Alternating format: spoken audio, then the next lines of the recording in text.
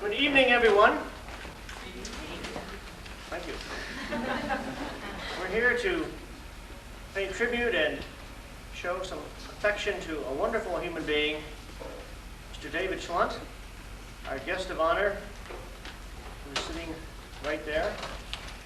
And what better way to start our program by actually hearing some words of Dave himself. We have a television program from Terry Dorn's Theater of Ideas from a few years ago, and Terry is going to turn that on for us and let us hear Dave for a couple of minutes.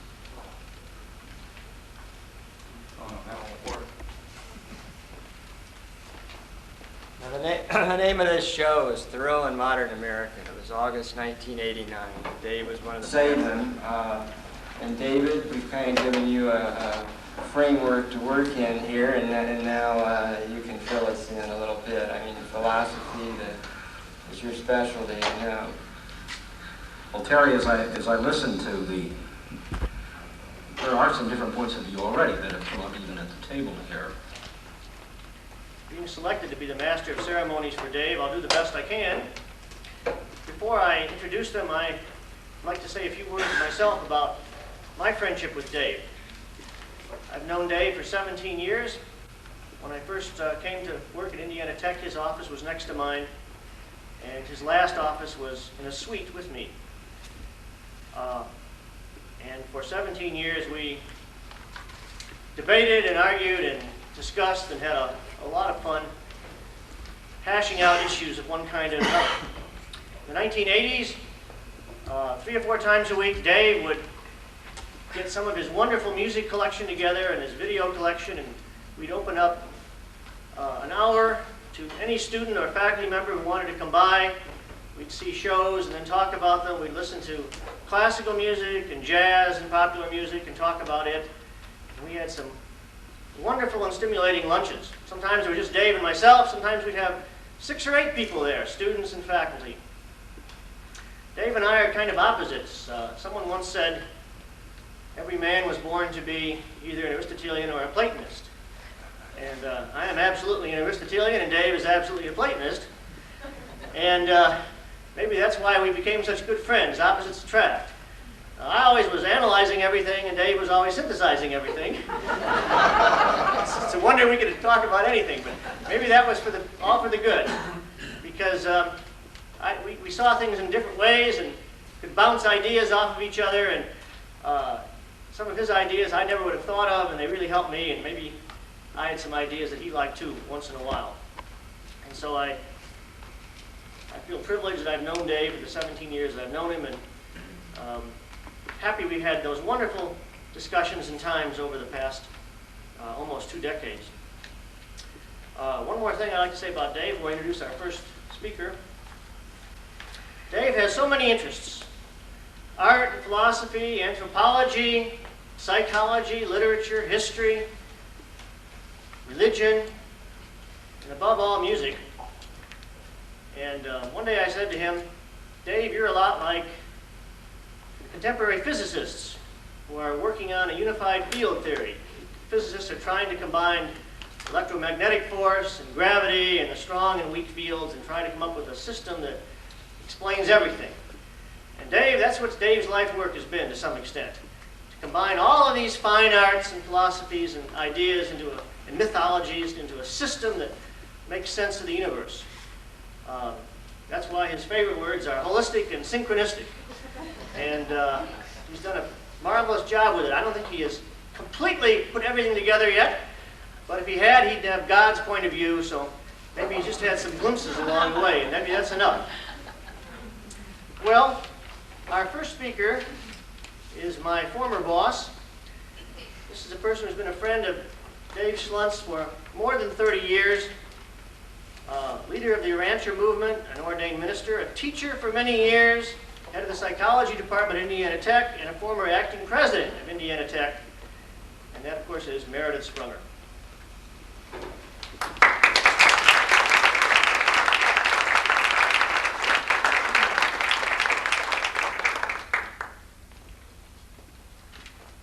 Use the podium and microphone if you'd like. Oh, I didn't make me. I guess you can hear all right. It's just great to be here this evening for a great many reasons. In a sense, it's like old home week because I haven't seen some of you for, I don't know, 10 or 15 years, I think. And so it's really good to be here. The thing that makes me ponder, that makes me unhappy in a sense, is that Dave is not communicating here because Dave is, as you all know, a wonderful communicator. I've always been somewhat of an introvert and not much of a communicator, but Dave is just a natural communicator, and so I just regret that Dave can't be doing the communicating instead of some of the rest of us. I suppose the two most important things that shape our life and shape our destiny is the significant people that come into our lives and the view of reality, the vision of that which makes everything else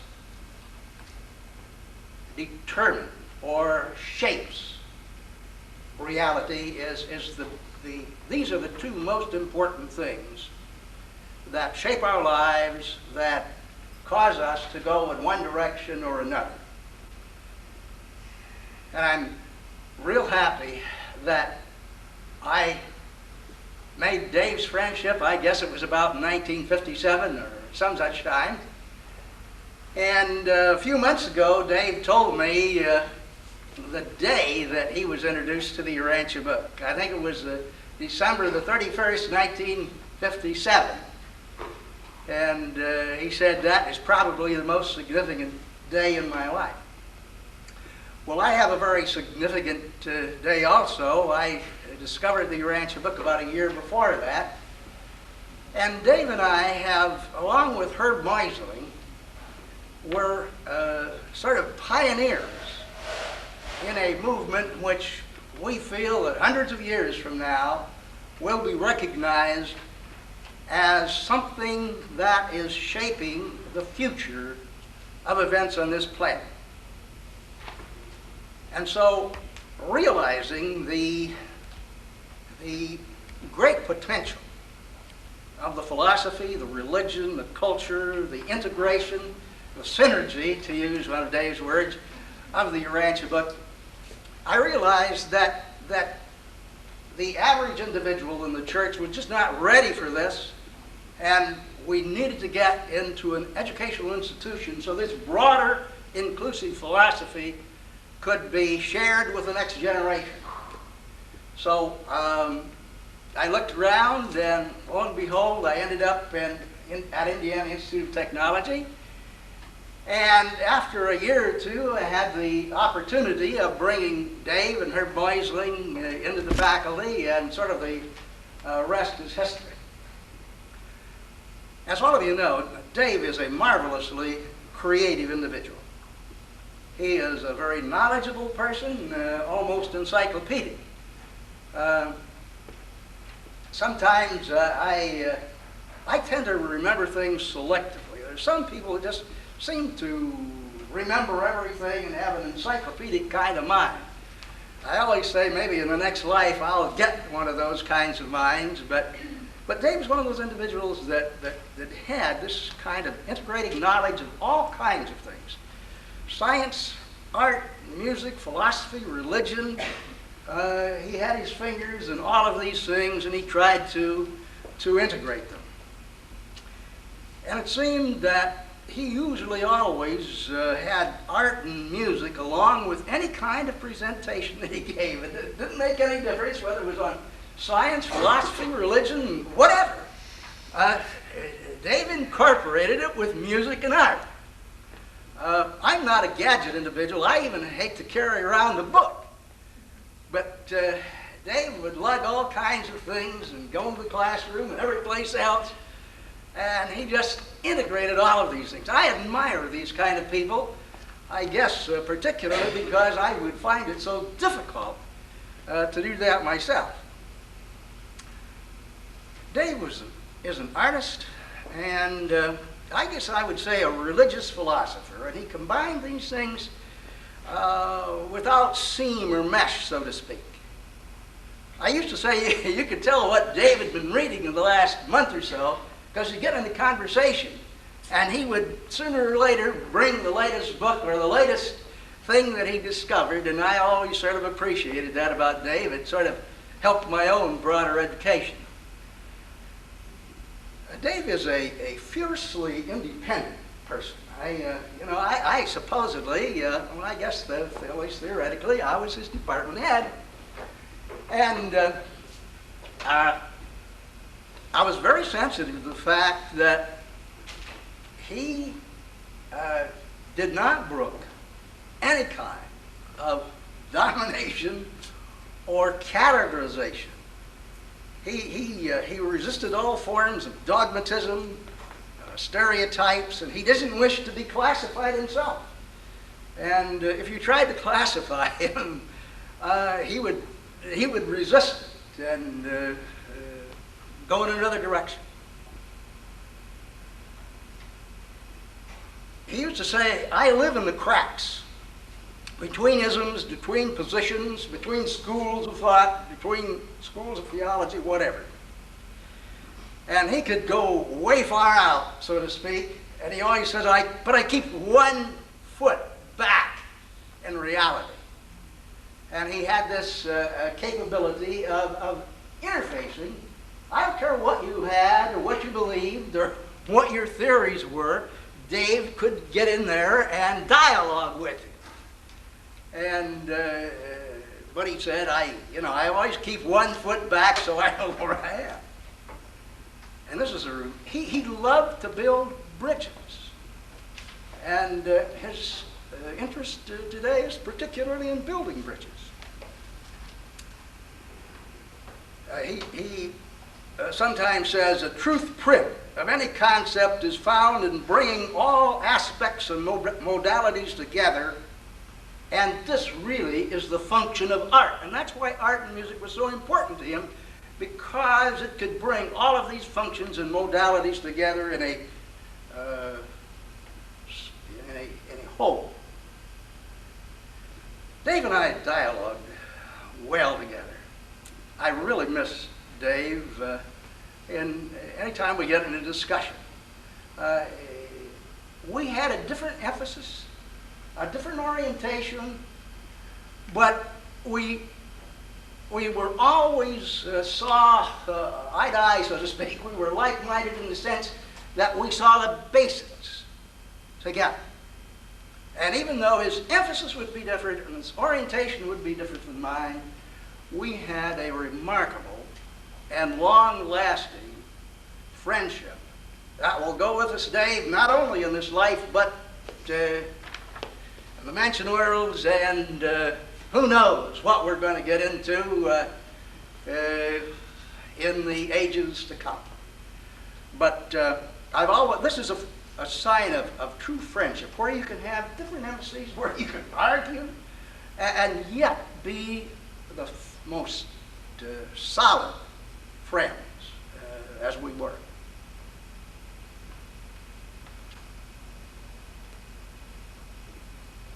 I know that I'm really going to, or I have missed this dialogue, and Dave has trouble talking today, and I have trouble hearing.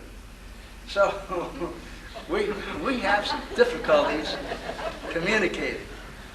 but our spirits are such that we know where we are.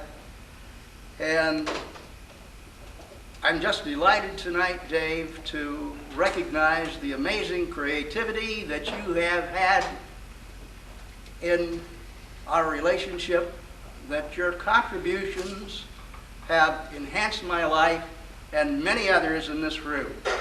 And we thank you, and we wish the Father's blessing upon you.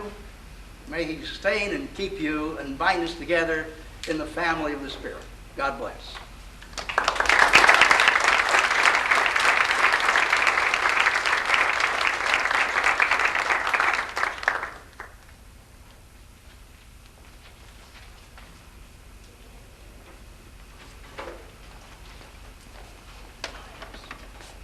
Our next speaker is a Fort Wayne native whose sport is tackling issues of growing import in the public eye. And in doing so, he has worn many hats, for example, teacher, filmmaker, author, and lecturer. His work has earned him numerous accolades, awards, and grants, the most recent being the Master Fellowship in Media Arts from the Indiana Arts Commission. Please welcome Terry Doran.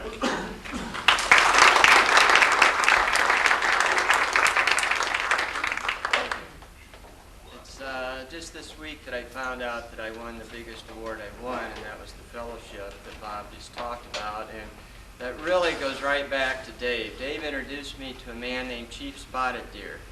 Chief Spotted Deer and I became friends, and Spotted Deer used to rail against modern American values, and specifically, this was about the time that the highway system came in or was really developed, and how that system ruined our environment. And it was Spotted Deer that inspired me to do a program called Eagle Gone, which is what led to the fellowship, and to the Theater for Ideas that you saw Dave on, Thoreau and Modern America. Dave said, "Wake up, wake up." That is what an artist, that's what a true communicator tries to do, tries to tell us, to wake up. And Dave certainly had a variety of ways to do that. We've already know that he's an artist, a philosopher, a poet, and all those things add up to one thing, and we've heard this word already tonight, and that is a master communicator. A master communicator helps us to see old things in new ways. And if you were out in the hallway, and you certainly saw the example of this man's ability to show us old things in new ways. Things that we would call junk, that we wouldn't even see, Dave made art out of. At the same time, he could make us see new things in old ways. We're here with all this television equipment, which I've gotten into in the past several years. What Dave would say is it's simply a method of communicating. That still is the single hardest thing in the world for human beings to do, communicate. These tools are, this equipment is but a tool to do that. I had the privilege of spending a week at Mary Lee Environmental Center, not too far from Fort Wayne, in a seminar that Dave sponsored. That seminar was on the environment. This was around 1976, when nobody even knew what the word environment meant. It had not become the fashionable buzzword that it is now. Dave was way ahead of his time. He saw then what we see now, the abuse of our land, the sky, of the water, the very planet we live in. And that's what that week was about. And he had different speakers. And shortly after that, I wrote a play called I Have an Announcement. And Dave had us perform that play at Mary Lee. And Dave told me, you know, this show should be on national television. And the reason he said that, of course, was I paid him to say it. That's the way Dave picked up extra money. But he said it because the play was about our inability, our trouble as humans, to communicate. The main character is going around telling people, I'm so depressed I'm going to kill myself. Nobody was listening. They were all too busy playing golf, too busy trying to get each other into bed. And Dave saw in this play, and I think it's the mark of the man, how terribly important communication is. And of course, we all know that Dave could talk. Talk unlike anybody I've ever met. Sometimes I couldn't understand what he was saying. Sometimes he confused me. But he was always fascinating, a fascinating man to listen to. And if you have not had the privilege to, and I hope you all have, I know you're all friends of Dave's, to sit down and talk with him and hear him talk and hear his mind go in all these different directions, then you've missed one of the fascinating experiences of life. And I thank Dave tonight for all that he has done for me as an artist and for me as a person. And if a man is known by the company he keeps, then I'm truly a great and blessed man. Dave, your body may be weak, but your spirit will never bend.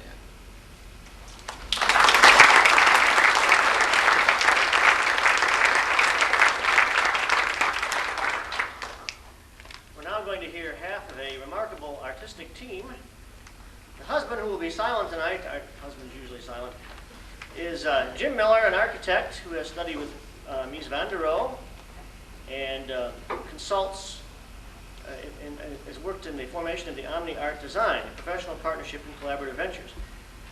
Our speaker, however, is his wife, Diana Thornhill Miller, a native Californian who has worked and studied in many places, Mexico and Europe, among others, and is a sculptor, colorist, and one who exhibits nationally and internationally. She has served as art consultant, educator, and exhibition designer. So here is Diane Thornhill Miller.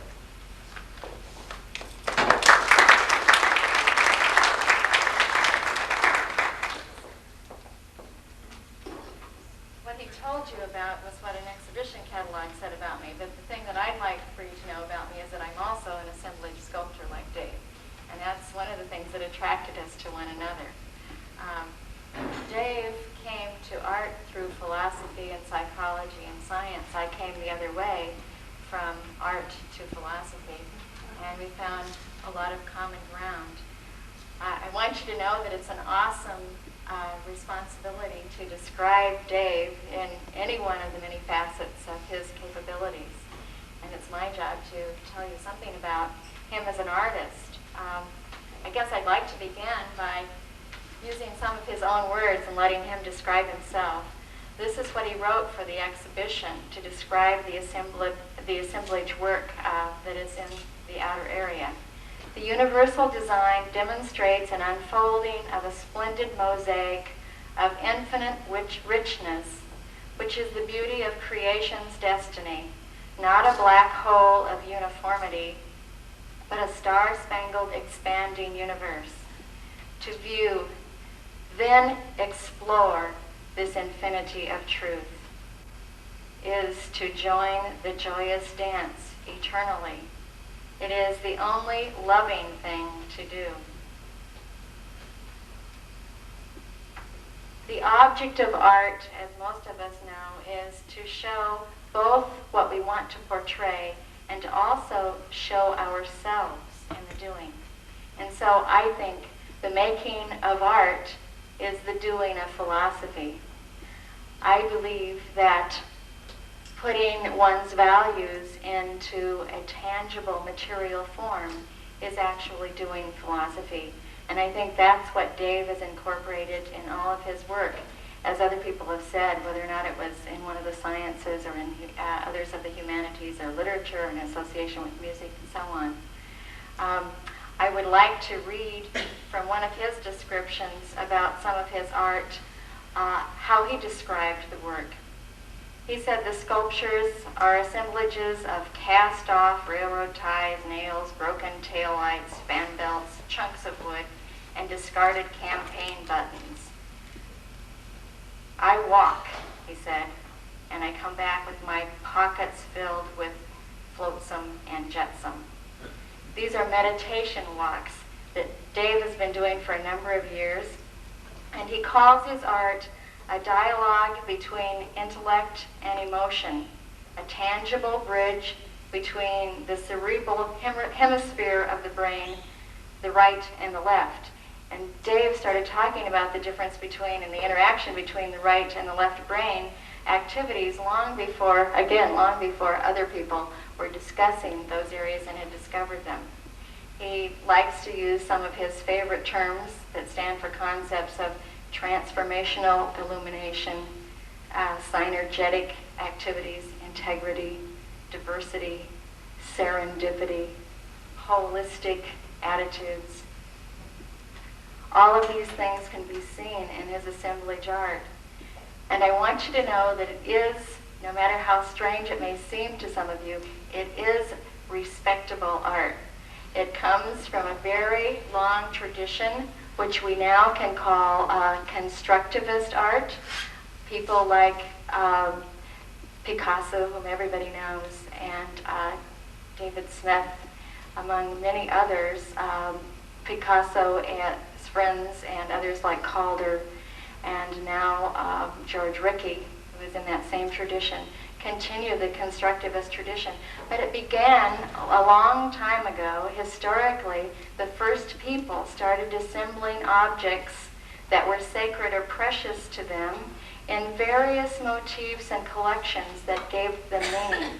And I think you can see in some of Dave's works the ideas of nativities, the ideas of iconography, of crypts, of private spaces that have a sense of monumentality even though they're very small, that give us an invitation to enter into the spaces and to participate in them. In our more recent history, assemblage sculpture was done in the Cubist and the Dadaist traditions when people began to add the things from everyday life. And of course, this was considered totally outrageous in the 1920s, especially when it was begun. Why would anybody choose to expand a painting which gave the illusion of space and depth on a two-dimensional space? And of course, the artists that began to do it thought they were dealing with reality in a far more honest way, in a far more direct way, by making actual space, actual dimensionality in their art. And so they began to add objects. And Picasso, again, is one of the major people that we know for this. They called their work ready-mades in the 20s. And then we also came into decorative cubism, which is another additive approach to art. It's been called assemblage, it's been called found object art, and constructivist art, but Dave chooses to call it by its most lowly name, junk sculpture. And I think that's probably the most remarkable aspect about it, because this is the ultimate kind of anthropology. This is current anthropology. This shows us in the cast-off garbage of today what our culture is about, what we value and what we do. And so I hope that you will look again at the objects in Dave's exhibition and see, as I have, that as we create art, art truly creates us. And this exhibition is a celebration of the symbols of the life that David Schlundt has created. And I believe it's truly a work of art.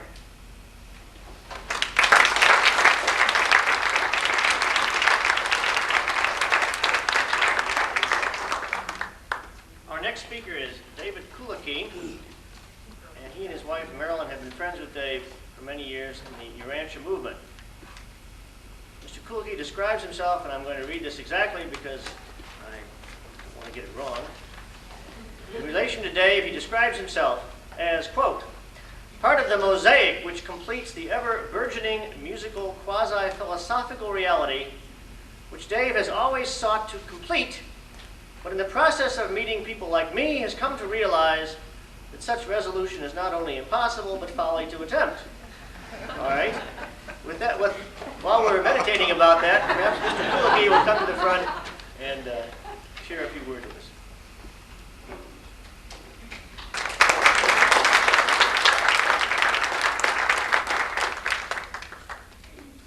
Well, Sally asked me what should be said to introduce me, and I thought that if I made something up that didn't really make a whole lot of sense, I'd fit into the theme of the evening.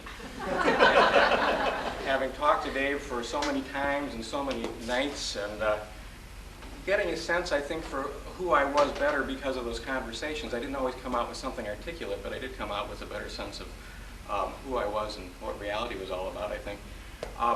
I've known David since, I think, the early 1960s. He was actually a friend of my father's, Alvin Kulicki, And I don't know if David remembers this, but our family went down to, I found out tonight it was Goshen, Indiana, to hear David give a sermon in his church. And I remember in the consummate wisdom of adolescence, my first impression of David, what an odd man and what strange things he says. I don't remember talking to David so much for the next several years until 1974, which was the next time I met him, and at that point I found out that my first impression was more or less accurate. But then I discovered that that's good. That's not such a bad thing, because what we're talking about is uniqueness, a different approach to things that really, I think, enlivened the lives of everybody that came in contact. And although it took me a while to understand all those things, I guess I shouldn't say that because I don't yet, that was the start of it. I remember David was giving a presentation at a Urantia conference, and he was using Bruckner in the background, Anton Bruckner, who's already a composer I enjoyed. But that presentation, I have no idea what he was talking about, but that presentation is really a lot of what helped me to appreciate and love Bruckner. So I went up to David afterwards and I said, you must love Mahler too then, because there's some similarities in the tonalities and what they do with music. And I think David didn't like it then. But gradually, during the several visits that we had together over the next several years, I grew to like Bruckner more through David. He grew to love Mahler more through me, and I think that should be the beginning of a great friendship, and it turned out it was. And then we explored all sorts of other things together too. We all see a different dimension, a different aspect, a different angle on reality, and the reality that is David, I think we're all going to present a different point of view on too. Mine is that I think through David I grew to understand the concept that life is relationships. Life is relationships, which is why I'm holding this, because it's going to kind of illustrate it, I think. I'm not going to explain it, I'm just going to use it as a visual aid. In the obvious sense, life is relationships between personalities, in the most important sense, between personalities, in the sublime sense. But there's another way it is too. The relationships between facts, between ideas, between concepts, between systems of concepts. And I think what you have there when you put that all together is a philosophy of reality, a philosophy of living. If you think of some of the words we've heard tonight, synchrony, integration, reintegration, analysis, synthesis. And if you look at the different kinds of art and media that David was so interested in, much of what runs through the different things that we see, whether it's on paper, or it's music, or it's his speeches, are the relationships of the ideas. And when you put them together, you start to understand not just the dimensions of the universe, but probably infinite dimensions, and the dimensions of dimensions. And I think that by understanding that, one grows to understand quite a number of different things. It's kind of the cornerstone. My introduction didn't tell you I'm an English teacher, but it's a cornerstone of what I present when I teach English and also when I teach music. I've made up for the fact that I'm into English and music and literature by the fact that I have absolutely no appreciation for visual art at all, except to look at it and like it. But what I have came through David. I remember sharing a presentation on how art can lead one heavenward. And I talked about music and literature, and David, it was a 10-minute presentation in Fort Wayne about 10 years ago, and after that was over, I had an appreciation for modern art that I hadn't had before. Go around and look at the things that are out in that exhibit again, and think about the fact that the way those different elements relate to each other is what makes them come together and help us foreshadow a higher reality. That's what they may be junk, but when you put them together and synthesize those relationships, you understand higher things. So that's one thing. Another thing about David, Marilyn, my wife, said in the car on the way here, is that she's always really loved David's passion about things. Well, when the Schluntz were visiting us, very often what we would do is go to conferences where David would help with a presentation or participate in it. I remember one, actually it was here in Fort Wayne, the first time I presented something that my father had developed called the Urantia Book Symphony. Yeah, that's it. Where he likened the 4 parts of the Urantia book to the 4 parts of his symphony. And I had spent a lot of time, he was dead at that point, putting this together and putting his notes together and coming together with this unity of music and ideas. And David, as he very so often volunteered to do, was my sound man behind me. Well, I couldn't see it, but afterwards people told me that while I was speaking, David was nodding his head vigorously every time he would be pushing the tape recorder on and off. I could feel that, though, and I think that gave me a lot of impetus toward what I was saying. I could feel that passion and that emotion behind it because he got into it so much. I think of some of the performances that we went to together. The Chicago Symphony performance, where we were in the front row, we could feel the vibration of the orchestra. Then we could feel the chair of the cello player that fell in the lap of David and Sally after they stood up to take their applause. Or was it that Sally fell into the lap of the cello player? Whatever it was, David was enthusiastic about it. He was passionate about it. And then we went down Michigan Avenue, and David was passionate about the architecture. We went up to the top of the Hancock Building, and he was passionate about the drinks. And he was passionate about the lights. And everything that we did, you felt a sense of a reawakening of what you were coming in contact with because of David's passion. I think of going to see Cats together at the Schubert Theater and sitting in about the 12th balcony. We could tell there was motion down there. And I remember David singing along with the words while he kept time with his binoculars focused down to the nether region below. And I wouldn't have known what that musical was all about if I didn't have David next to me giving me the lyrics and the beats. Or Ravinia. If it wasn't the architecture of Chicago, it was the trees while we were listening to the music out in the lawn. And I remember David and his smile and ruddy complexion. We had wine that night too. Enjoying the music in the background. His passion for everything that he came in contact with was never diminished. And I think that's one reason why we can all say, I've talked to David and I've disagreed with David, but I found a relationship with him because he had that passion and he had a way of putting different things together. You might not agree with all the elements, but you had a feeling and a passion of your own for the way they came together. Only a poet can discern the beauty of everyday life. That's from the Urantia book. And I think David is a poet in all the different things he does. The most sublime relationship is between personalities, and I think what I've gotten from David is that sublime relationship. And with all the things he's taught me, maybe a little bit more of the sublime relationship that I have with God, too.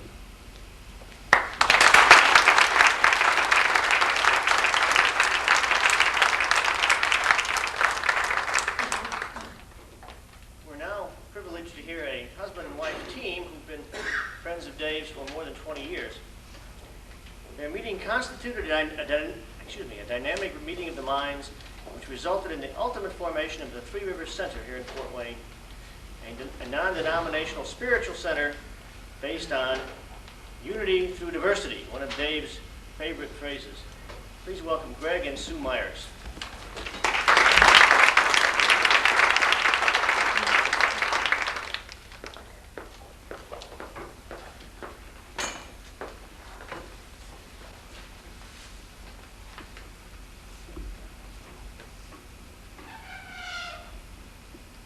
Simplicity, complexity.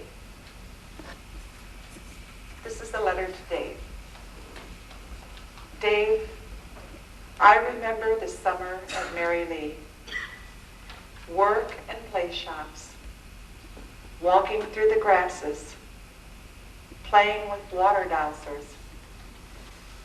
Mirrors. 20 years ago, starlight and poetry and music. The Urantia book and building number 5 at Sutliver. Jim and Harriet, Mel and Peter, Dave and me. The fall of Lucifer, angels and men. Will the quarantine be lifted? Will I hear the voices of angels? Snowflakes are dancing, and I am dancing too, as I marry Greg. Dave married us. He married us in the afternoon light of the old chapel here on campus. We thought the chapel would last forever, but we are here. Dave and me and Greg, dinners and discourses, discussions and diversities. Three Rivers Center. Preaching and preachers. Who is ordained and who is not?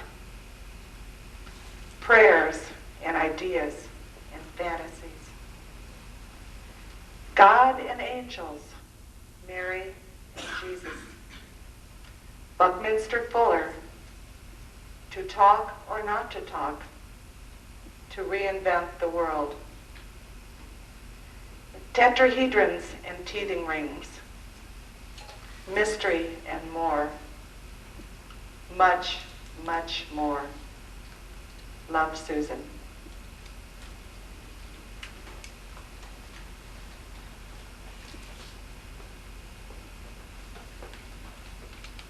Well, I felt as if I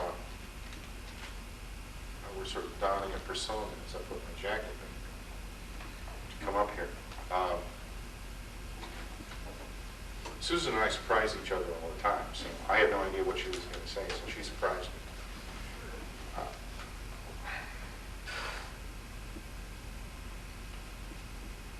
And what else constantly has surprised me over the last 18 years or so has been David Schlundt. Now, we have not been close to David in the sense of being constantly in his life, or he being constantly in ours. And yet, there is and has been a sense of constancy to our relationship. Like Susan said, David performed our wedding ceremony. For those of you who were privileged to know it, in that really beautiful old chapel that was here on campus. And it's one of the most cherished memories of my life, is the time that the three of us and other friends of ours, a couple of whom I've seen, the hour or two that we spent in that chapel together, and the things that David had to say about what we were doing. But I offer a slightly different perspective, and I think as all of us are doing on David tonight. And that's because, for me, everything has a spiritual perspective. And quite frankly, David Schlundt is a holy man.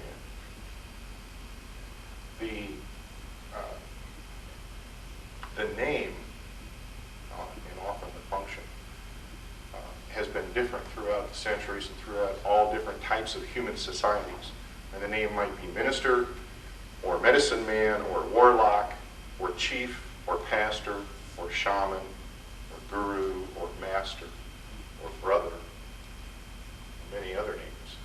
And there is some aspect of each of those words, each of those names, each of the functions, each of the connotations that they carry. There is some aspect of each of those that is David Schlundt.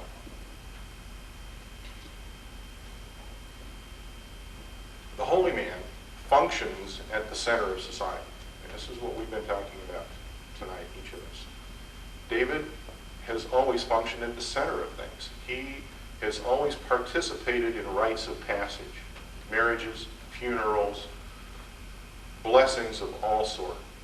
The holy man is a teacher, a counselor, a healer, and that's David Schlundt. He has always been a teacher. He has always been a counselor. He has always been a healer in everything that he's done.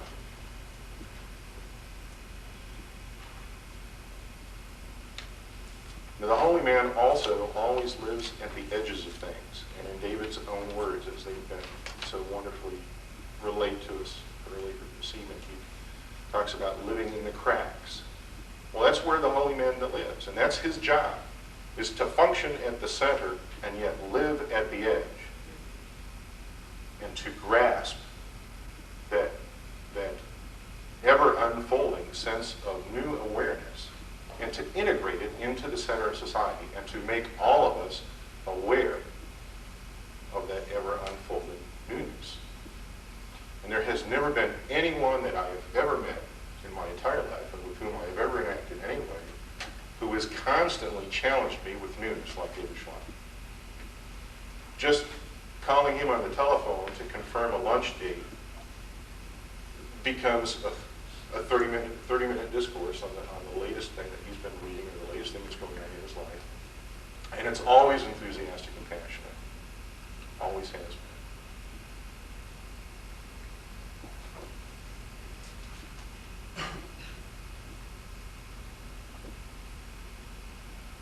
But at the center of all of that complexity, like one of David's favorite terms, unity and diversity, at the center of all that complexity is a beautiful simplicity.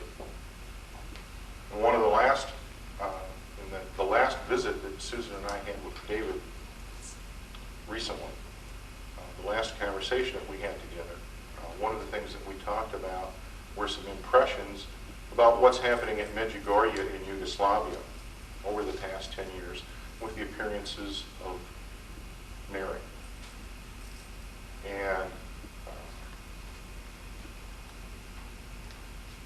a young woman by the name of Vika Ivankovic, who is one of 6 visionaries who has been participating in daily revelation of the Spirit of Mary. Vika said in an interview recently that holiness is simply faithfulness to God in good times and bad.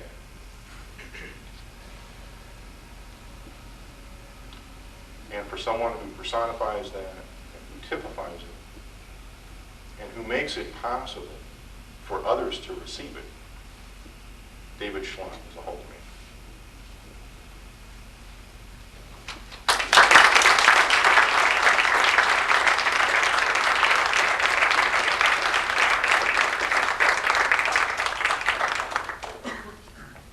Our next speaker is Father Larry Kramer, currently a pastor of Our Lady of Good Hope Church here in Fort Wayne, and a friend of David's for 20 years.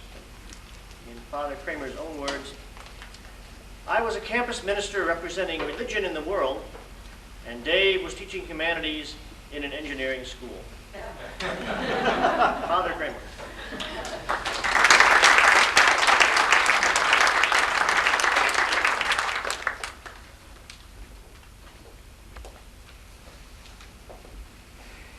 When I looked over the list of speakers, I was trying to figure out, was that an ascending order of importance?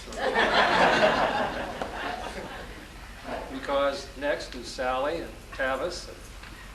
So we won't worry about that, but I've been sitting there crossing out things I was going to say about Dave. So this will be very short because of all of these beautiful and true and personal statements. All that's left of what I might have said, I think, is me. And I've come up with a term that I think would describe an aspect of you, Dave, that I admire and that I try to reflect in my own life. I think you are a talent amplifier. An extreme example of that is what you've done with whatever talent I have. There was a time in my life when I was in something that I called campus ministry. It's much more amply represented now by Sister Mary Beth and Reverend Terry Anderson and others. But I was lavishing all of 2 or 3 hours a week on Indiana Tech. And you took that minuscule amount of time and amplified it. I don't know how you did it, and I don't think you did it consciously. But just by being you, you were able to help me be more me to more people than I could have without you. And you've done this with others, of course. This room is full of people whose talent has been amplified. Maybe that's the best single thing we can do for one another, all of us. You've taught the way successful teachers always teach, unself-consciously, enthusiastically. Everybody this evening has talked about your enthusiasm, your dynamism. It hasn't quit. It goes on, as those who've spoken with you recently know. And somehow, you're excited about the next adventure. And you're teaching us about that. Yes. And that it's okay.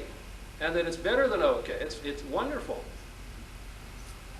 And you expect to hear something like that from somebody like me in a pulpit on Sunday, But when somebody's really facing it and moving towards it with such obvious enthusiasm, the impact of that is just undeniable. So, Dave, and I think I could sum up what's in a lot of hearts this evening. Thanks for being teacher, for being amplifier of talent, and showing us how it's done.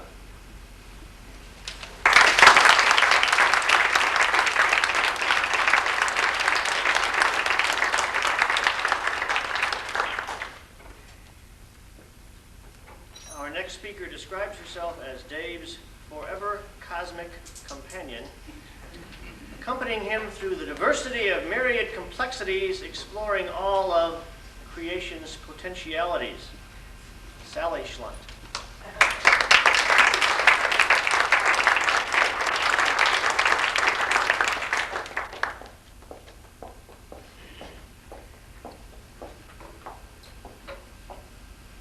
Okay, here we go.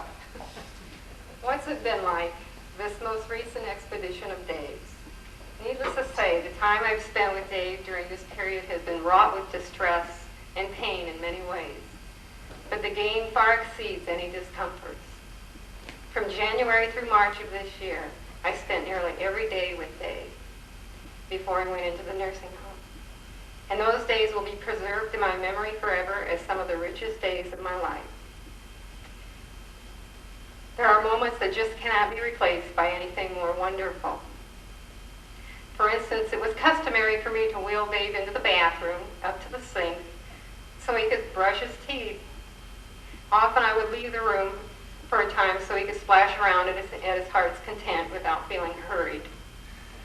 On one such occasion, upon returning, I discovered that he had found a spiral-shaped object that he had made and stuck it in his pocket. Looking at the sight, I couldn't help but feel a wordless endearingness for him. Looking up at me with a cute sort of grin, a knowing grin, he said, "I know, Sally, I just can't stop."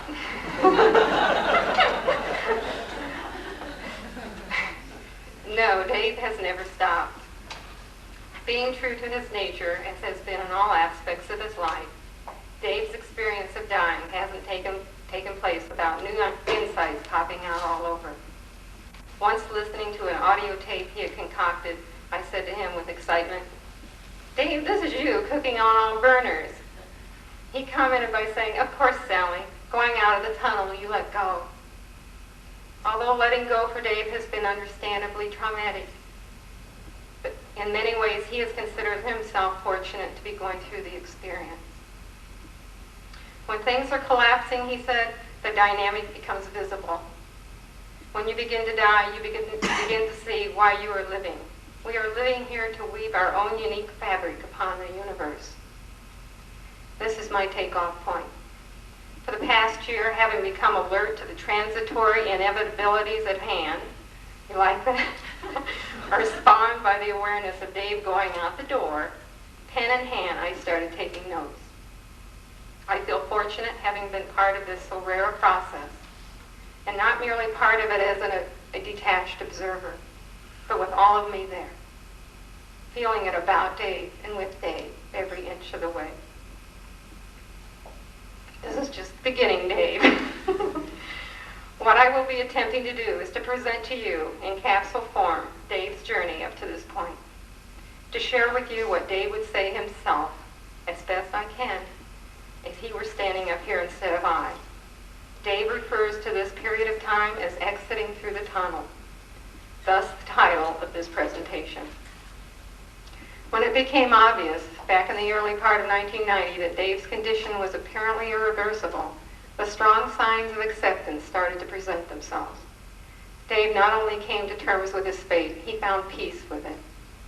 He arrived at a place of appreciating the process, seeing it as a value and as an expression of life itself, not a cessation.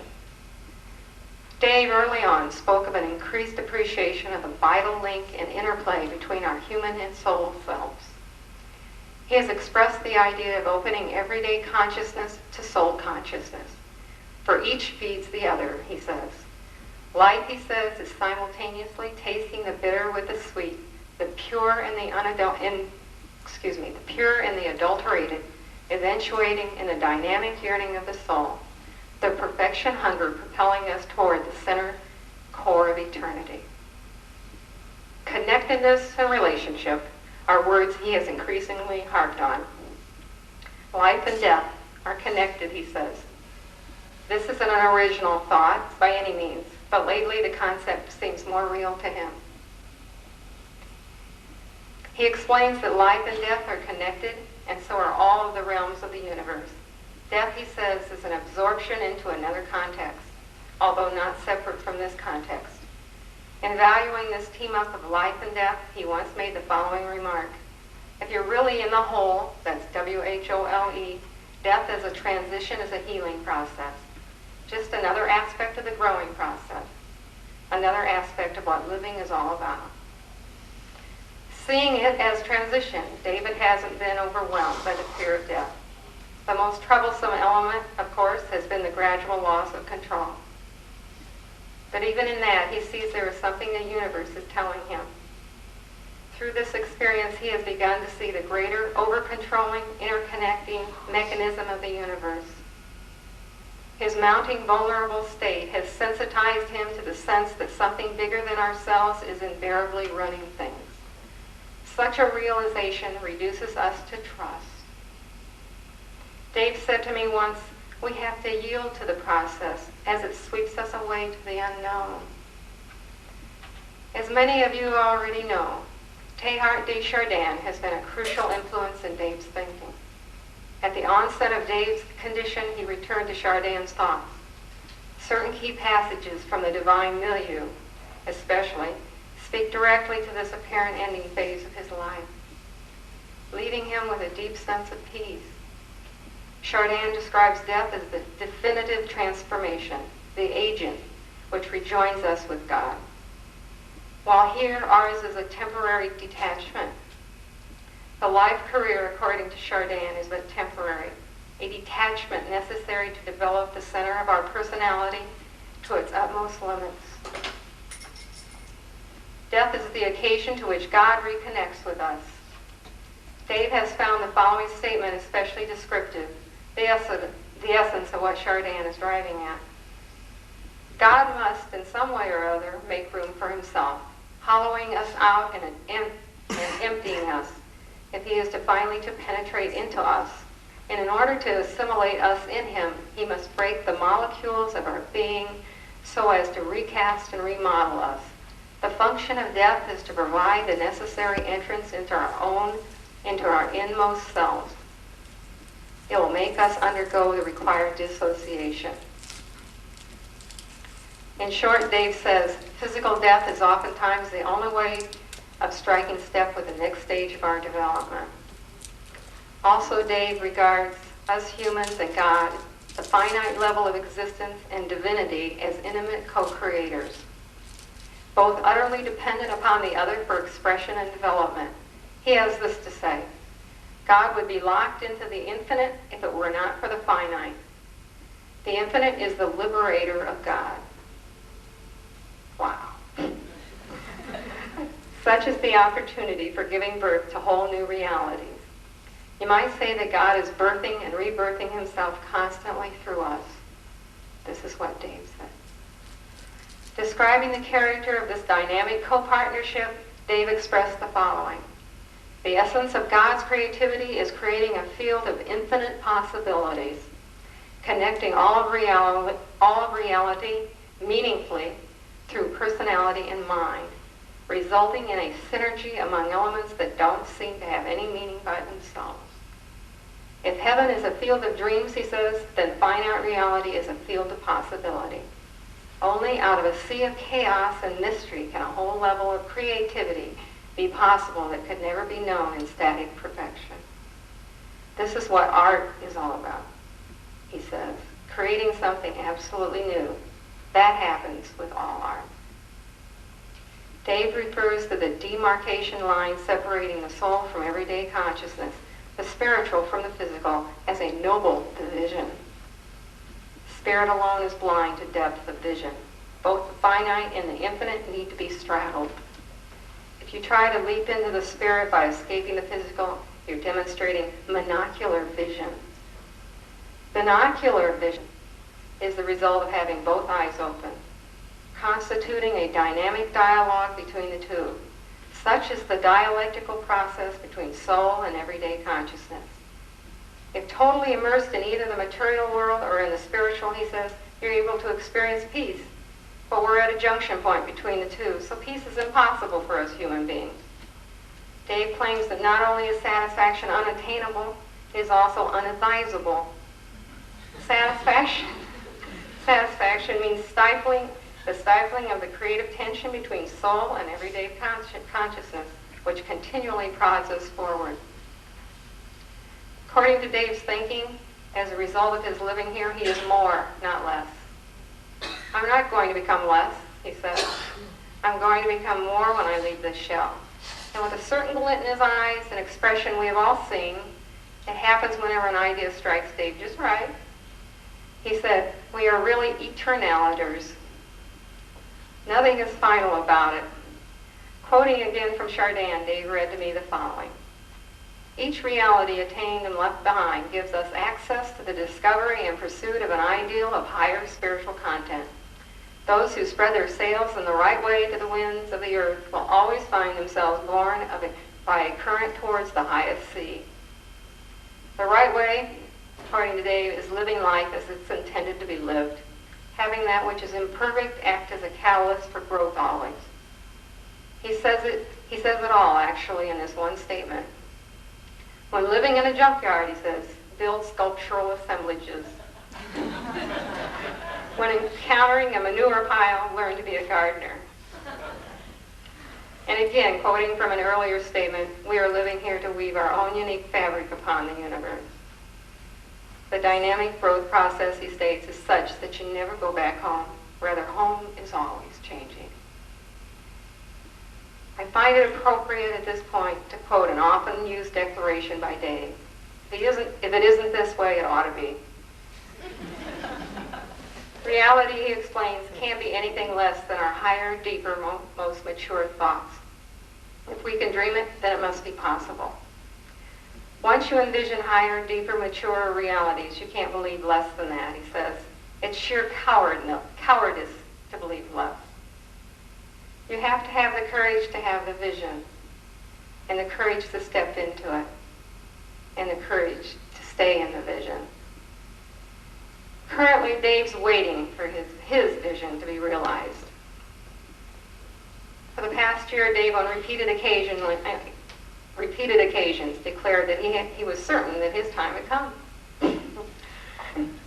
He would get prepared, I and others would get prepared, and nothing would happen.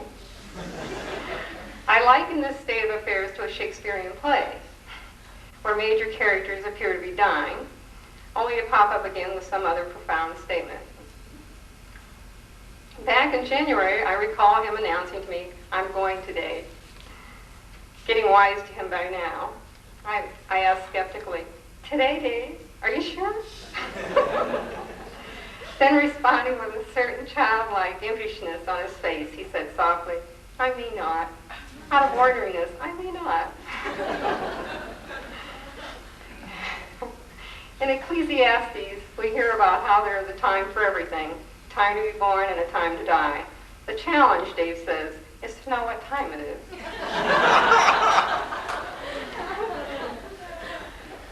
At this time, I want to do my own special tribute to a man we know as Dave Schlundt.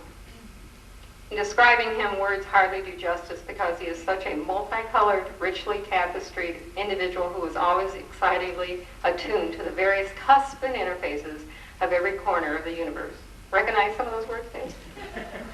Dave's constant state is one of being restlessly enticed, on the move, restless in his journey to discover the next new find, whether that be a book, a rock, or a piece of rusty junk on an abandoned railroad track somewhere.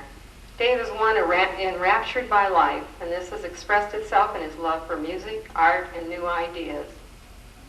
His mind is forever expansive, as he has made himself the dancing partner of creation's very pulse. Dave doesn't stop with just finding or discovering. He does something with what he finds. Dave gives meaning to the word comprehensiveness. He seeks and brings harmonies where no apparent harmonies exist.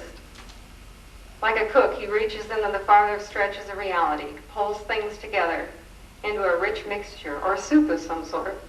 Undeniably, Dave has been on the cutting edge of God's self-exposure. And we all have been greatly enriched by his cooking. It's been a gift.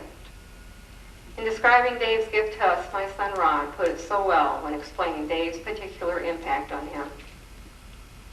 He's given me insight into the beauty of things and how they can be arranged to form a meaning and beauty far beyond the individual parts. He takes the simple, the ignored, and turns them into things as complex and beautiful as a star. And finally, he says, he's also given me an appreciation of things, childlike in its simplicity, much like walking down the road and finding some discarded piece of something or other and holding it in your hand all day because you like it, and you don't understand why. Dave, you're an artist who has splashed color on each of our realities. When you leave this shell, we anticipate you busying yourself with relishing all diversity of creation as wholeheartedly as you do here. Just as with each rock that you lovingly picked up and fondled, each piece of odd-shaped rusty junk that you turned into art, and with each book you devoured with zest, as with each person you met and keep meeting, all are rich new finds. Dave, you have savored the uniqueness of everything. Consequently, you're a man of immense range. For example, Wagner and Air Supply you enjoy with equal delight. We all know that. It's as if narrowness of thought, narrowness of taste and thought would cause you to miss something. Dave, you refuse to be so limited. And we all know this about you. So when we think of you, when your wings are once again freed up for exploring with more thoroughness, we will visualize a cute sort of figure of a man wearing a crumpled up hat and a corduroy jacket, contentedly walking along some path. His eye will be fixed on some weed, noticeably relishing its reality. A casual onlooker might surmise that you're merely studying and appreciating a simple weed, but we know better. In gazing at that weed, you are in reality studying and appreciating the entire universe. I know I'm saying this for us all when I say, thanks, Dave.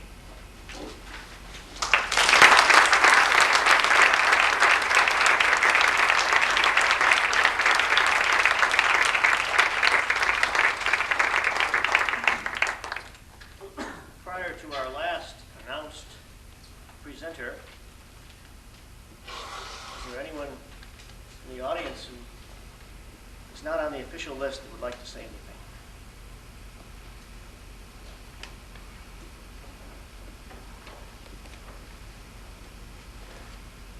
There's a microphone right here. While Mom was talking about him calling and saying, today is the day I'm going to die and all that, I couldn't help but be reminded of a movie I just recently saw, which was one with Dustin Hoffman, and he played, it was a Western, a skillful Western. Little Big Man, thank you. And the old wise chief at the end decides that it is his day to die, and he climbs to the top of the hill, and he lays down, and Dustin Hoffman is watching him during this entire ceremony, and the rain starts coming down, and Dustin thinks, oh God, the chief is dead. And finally, the chief's eyes open up, and he says, help me up, my son.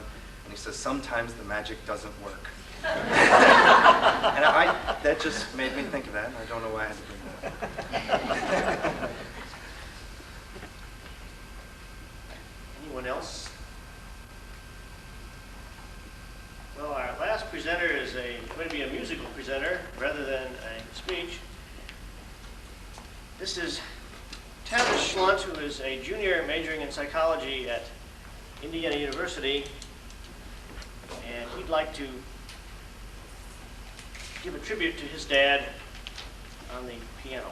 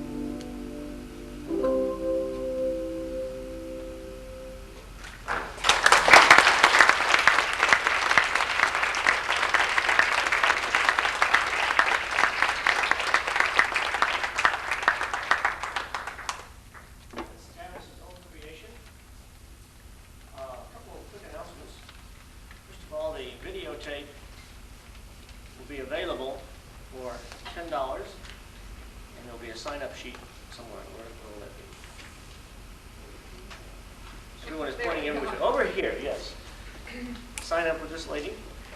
I should perhaps also say, remind us what we already know, that in selecting an item to help us remember Dave and honor him, we are leaving some funds that could be used for several good purposes, the chief of which will be, hopefully, to buy Dave some computer software which will let him communicate with us. It is available, it's out there, and we want very much to get it for him.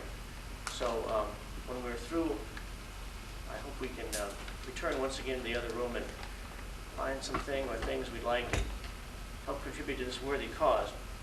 Now, if you select something and can take it with you tonight, that's fine. If you can't, the gym will be open Wednesday from 3 to 6. Is that right?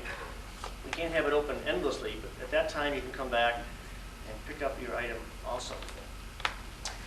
Now, today has been a special day for Dave, the 24th of May, a day to honor him.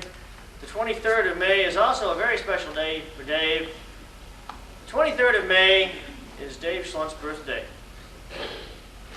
And this is also a little bit of a birthday party. Could we all sing happy birthday to Dave Schlundt?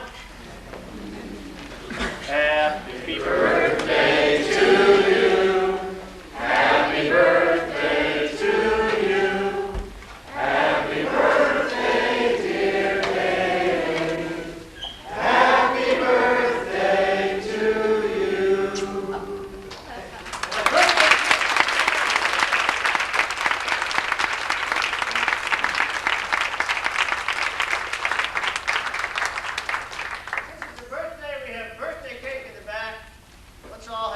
Birthday cake.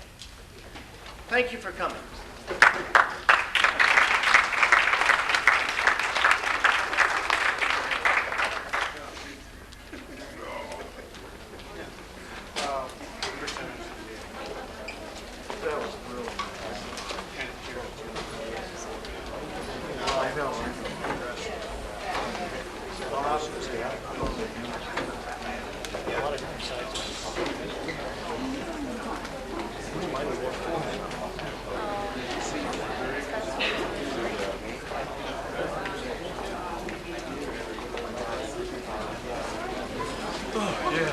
Dave.